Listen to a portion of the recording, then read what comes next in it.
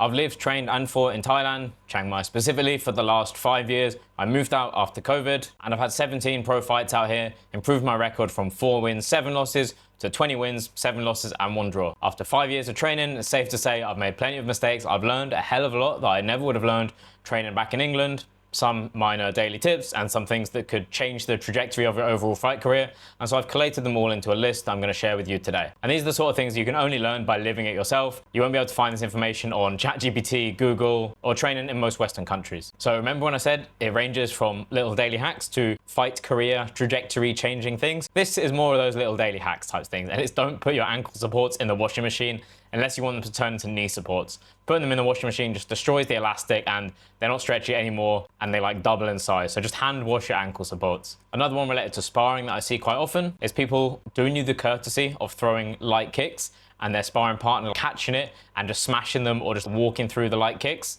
So just be aware, if you're training with someone and they're throwing kicks like 50% power, do them the courtesy of not catching their kick and smashing their leg with full power. Incidentally, that's how I tore my ACL. One of the first gyms I trained at in Thailand back in 2018 was called Chai, and I remember the trainers always saying more rice, more power, and it's true. The more carbs, and rice will be the primary source of carbs you're getting in Thailand, literally the more power, the more energy you have in training, so eat plenty of carbs, don't skimp on the rice, and you'll be smashing training. Next one, no elbows in sparring. I never saw this back in England, like beginners throwing elbows in sparring for the first time.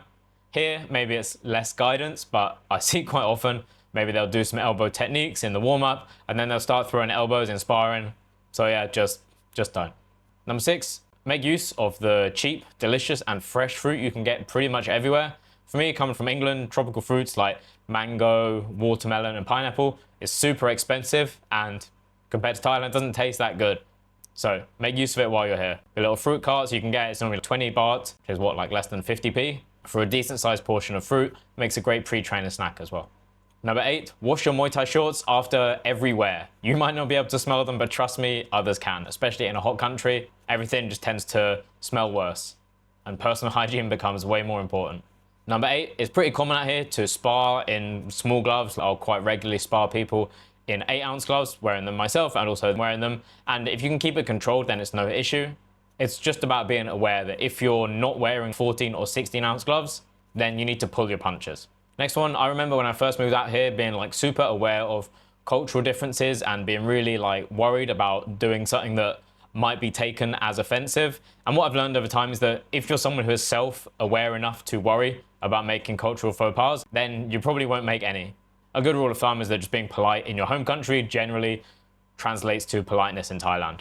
Next one, good to know if you're coming from the West, is that some stadiums, definitely Lumpini and Ratchadamnern, don't let you wear a plastic cup. So if you wear a plastic like cup groin guard in your home country, then be prepared to buy a metal one in Thailand, unless you fancy sharing someone else's that might be a couple sizes too small or too big for you. Also, be prepared for the different, let's say, method of attachment of the steel cups here.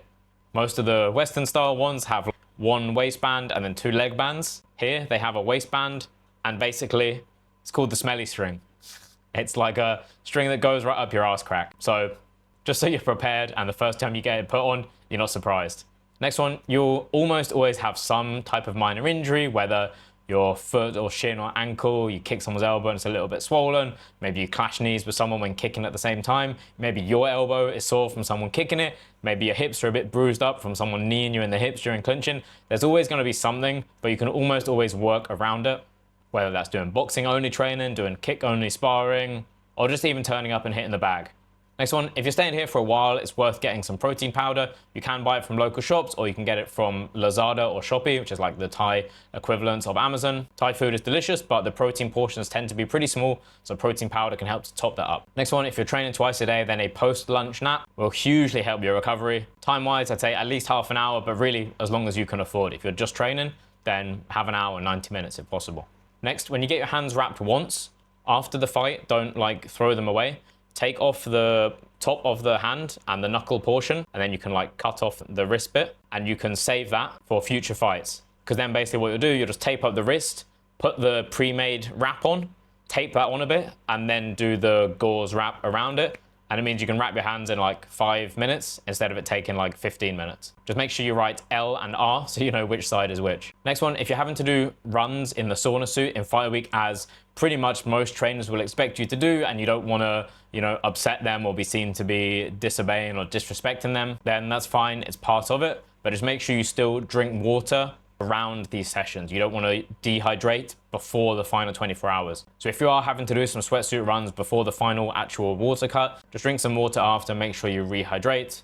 And then only for that final 24 hours, sweatsuit runs to lose the last bit of weight. That's when you won't be drinking the water back, because that is the water cut. If you're cutting weight for a fight out here and you don't have access to cook in your room, then some fight week friendly Thai meals would be things like grilled chicken, beef, pork or fish, or fried or boiled eggs. Ideally, you'd want to eat these without high sodium seasonings or salty like dipping sauces that you get with them. Now, because there will be some salt probably used in the cooking process for these things, they will be a little higher sodium than normal, but you can still stick to the low carb and low fiber strategies in fight week and still lose a decent amount of weight. Next one, lots of fighters training here do not eat anywhere near enough fiber. You're eating white rice for most meals. If you're just getting the standard stir fry dishes, there's not normally many vegetables in there. So what I recommend is doing have oats as your breakfast, eat lots of fruit, order vegetable side dishes and vegetable soups as well, especially if you're eating like Isan or northeastern food, which is normally like grilled chicken, and there's plenty of like spicy salad dishes and vegetable-y, herbally soups. It's a pretty decent Thai cuisine to get plenty of vegetables.